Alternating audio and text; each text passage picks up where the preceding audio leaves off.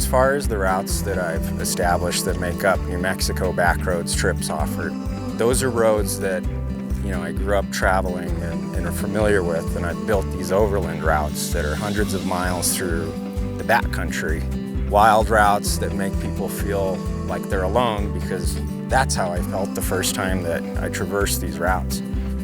My name is Jake Quinones, and I'm the owner of New Mexico Backroads. I've been guiding professionally for about 10 years. It started out as a guiding operation that took people from all different walks of life, all different types of experience levels, out into the backcountry. Today, what I do covered kind of a broad spectrum of everything off-road. We set our course west into the Black Range. So we did a lot of climbing the first day. Went from being in a very arid desert environment all the way to aspen groves, ponderosa stands, beautiful scenery.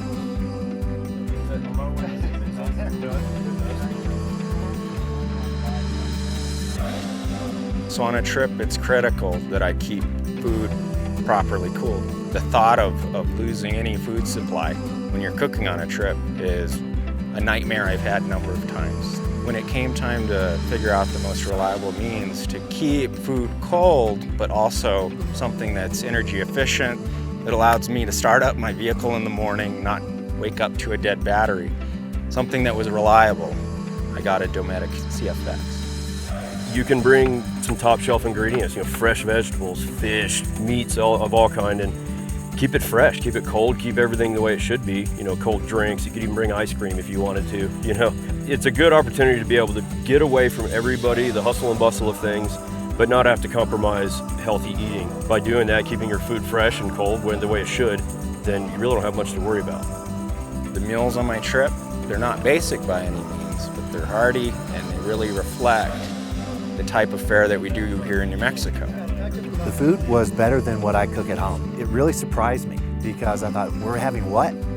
Steaks, and I see them coming out of the fridge and everything. I'm like, where's all this stuff coming from? And they're over there cooking like a restaurant. I didn't expect that kind of food out on a trip like this.